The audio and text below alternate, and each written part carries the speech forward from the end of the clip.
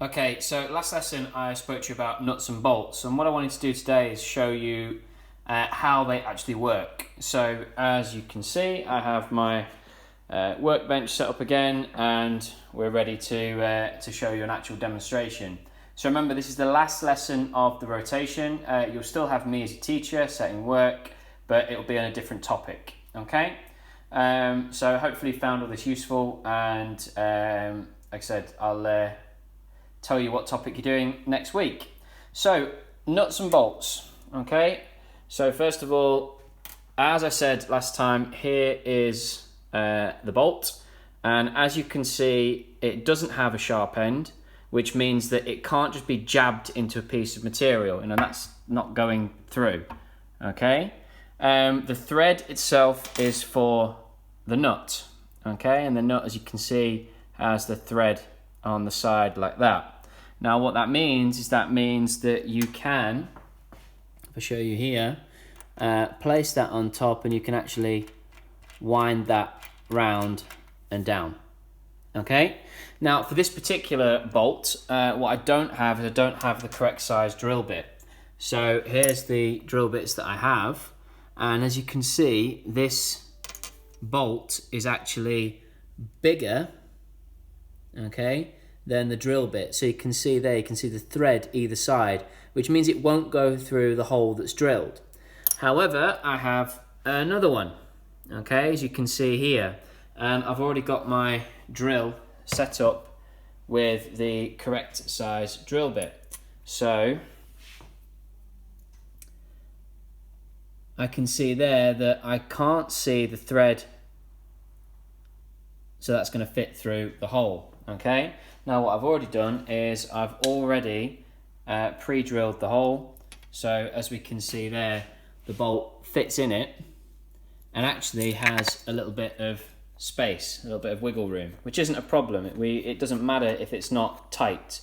Remember, a screw had to be tight, okay? This one doesn't, okay? Because the tightness comes from the compression. So if you remember, compression was one force coming one way, the other force coming the other way. And I'll speak to you more about that in a second. So now it's a case of assembly. Now you notice the end of this did actually have space for a screwdriver. So you can see on the end there, make it a bit clear, we can put a screwdriver in the end of this one. So I am going to need my screwdriver, which I'll get in a second. However, if you look at the end of this one, okay, it doesn't have that. All right, it's just like the video said, it was flat.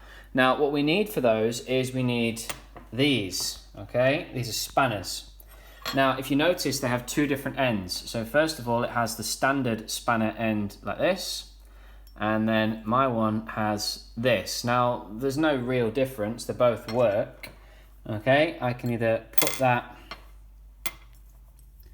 on here like this, and it fits the size of the nut and the bolt, or I can have it over like this, whichever one you fancy really. There's no preference either way. Now, as I said, I am going to need my screwdriver, so I will come over to that toolbox here and pick up my screwdriver. Now while I'm here, I'll pick up this piece as well, which is a wrench.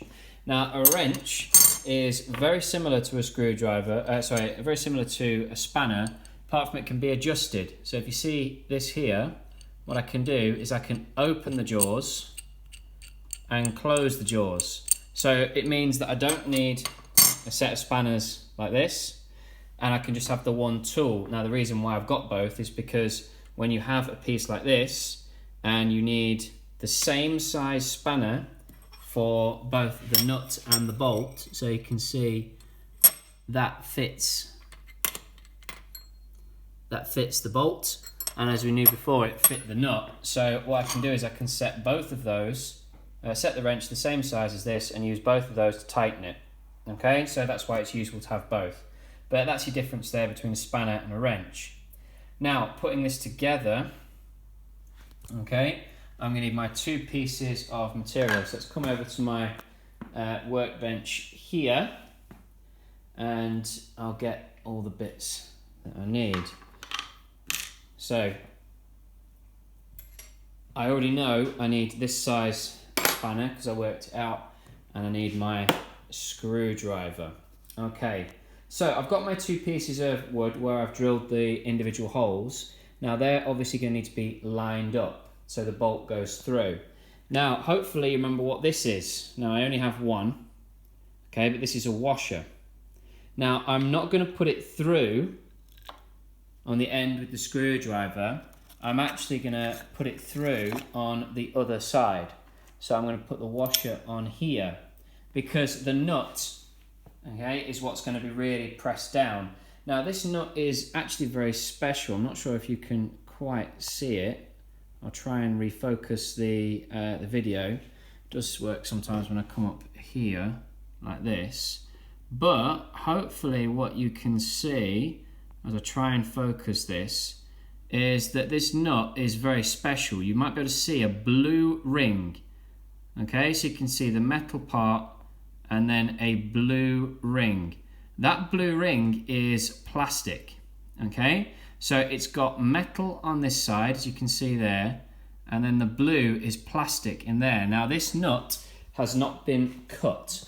Because we know that plastic is weaker than metal, when I put this on, it's really easy to just use my fingers up to a certain point, okay? You need to make sure the thread lines up like this.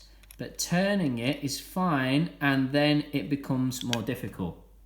That's where we're going to need these tools, because there is no thread already cut, which means that I need to really tighten it, and it's going to cut into the plastic, making an even stronger hold.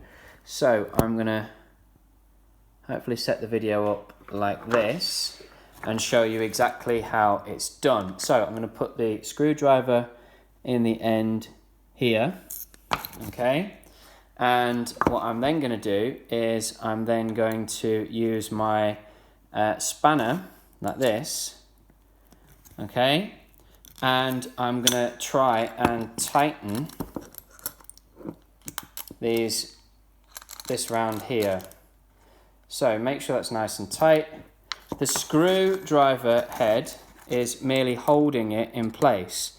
And what this is going to do is this is going to allow me, if I do it the right way, to cut into the plastic. So I can feel that's already happening. I'm going to use this side here so it's not slipping out. There we go. And I'm just going to turn it. Okay? Turn it.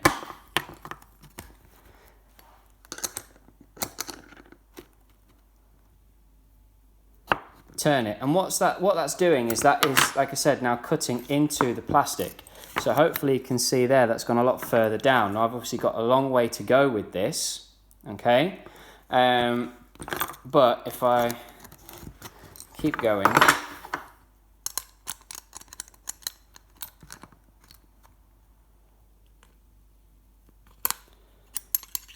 if you get it just right, and sometimes these can be a little bit tricky.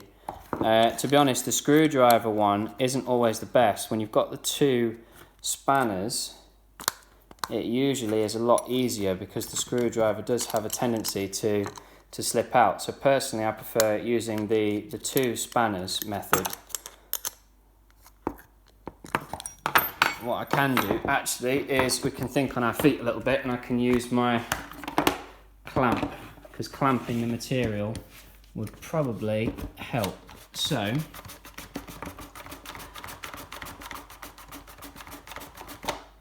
let's actually clamp these 2 pieces of wood. Now, I spoke to you about compression. What we've just seen there is a great example of compression. So we have the clamp pushing this way and the clamp pushing this way. That is compression at its best. All right? So we can see the nut and bolt there. Now what I'm going to do is I'm going to try and set this up here.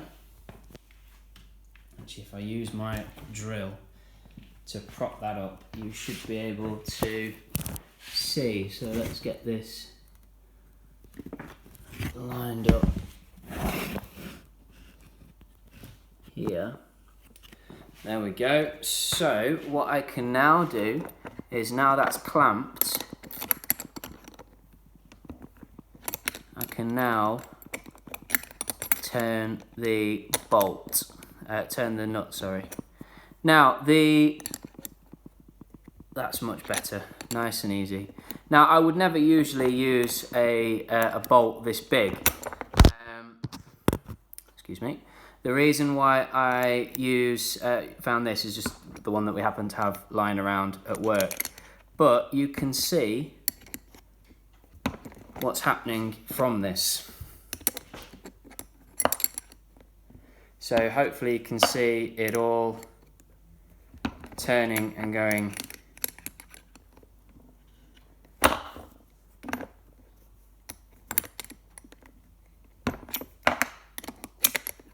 Now, as I said, what the washer is going to do is the washer is going to protect the material. Okay, metal is a much harder, much tougher, much stronger material. So as I'm turning it, what will happen is the metal won't stop. The metal will just keep going and going and going. So it will cut into the wood and obviously damage my product, which I don't want it to do.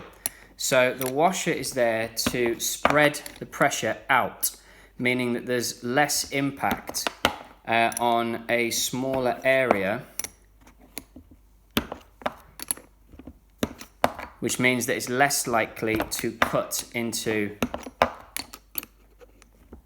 the material. So that was working nicely. Why I changed it, I don't know. Just to show you that both sides work. Like I say, it is fiddly, but we get there in the end. So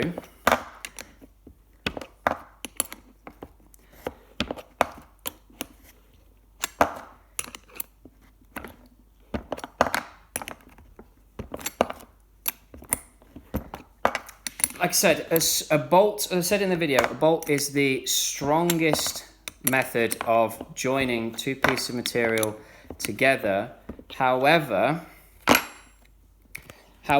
what we have is, as you can see, parts sticking out, so not very safe. You could easily catch that. Now I could get a metal saw and chop the end of the bolt off. You do need to be careful that you don't damage the thread when doing that. But what we have here now is you have two pieces of wood that are joined together. Now I haven't tightened it completely, which means that I can move the piece of wood like that. However, if I put it back in the vise and clamped it, the more pressure I applied and the further down that went, the more difficult it would be to turn. So you can see I'm having to apply a little bit of force and it's not moving easily. But if I tighten that up, that would be a permanent fixing. And it's not coming apart. You can see I'm shaking that. It's not coming out. That is a good solid joint.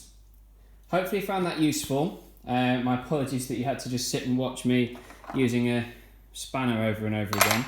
But hopefully that explains how a nut and bolt joint works. Stay safe and I'll speak to you all next week.